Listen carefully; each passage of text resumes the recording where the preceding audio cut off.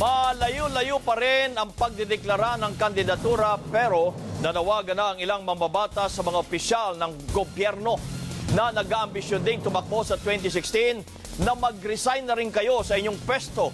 Ito'y para hindi magamit ang pondo at ang makinarya ng pamahalaan sa pangangampanya. Nagpapatrol, Ryan Chua. Marami nang ibinatong akusasyon sa kanya. Pero may isang ginawa si Vice President Jejomar Binay na ayon sa mga mambabatas, dapat tularan ng ibang opisyal.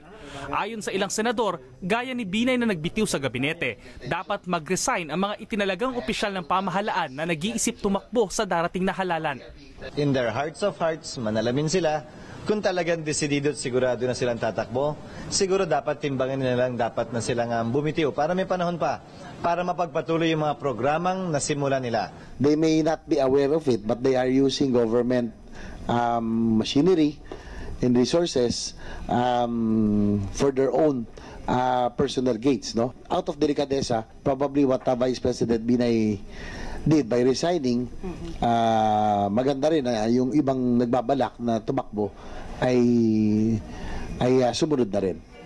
Isa sa mga napapabalitang kakandidato sa pagkasenador si Secretary Joel Villanueva ng TESDA na halos inendorso na ni Pangulong Aquino kamakailan.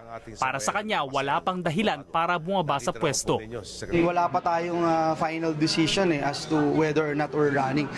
Paliwanag ng COMELEC kung susundin ng batas, pwede pang samantalahin ng mga gustong tumakbo ang huling araw bago sila magsumite ng kandidatura sa Oktubre para manatili sa pwesto.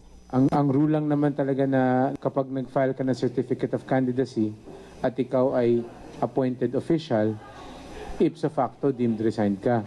May basbas din ng Malacanang ang hindi basta-basta pagbibitiw sa pwesto ng mga gustong kumandidato. Pero nagpaalala si Secretary Erminio Coloma sa mga nag-iisip tumakbo na kumilos nang hindi sila napupunang namumulitika ng taong bayan. Sa ngayon, si Vice President Binay pa lang ang nagdedeklarang tatakbo sa 2016. Palaisipan at bulung-bulungan pa kung sinong iba pang opisyal ang kakandidato. Pero may mga nangangambang kahit wala pang sinasabi ang ilang opisyal na tatakbo sila, tahimik na nilang nagagamit ang pwesto sa gobyerno para maging liyamado. Ryan Chua, ABS-CBN News.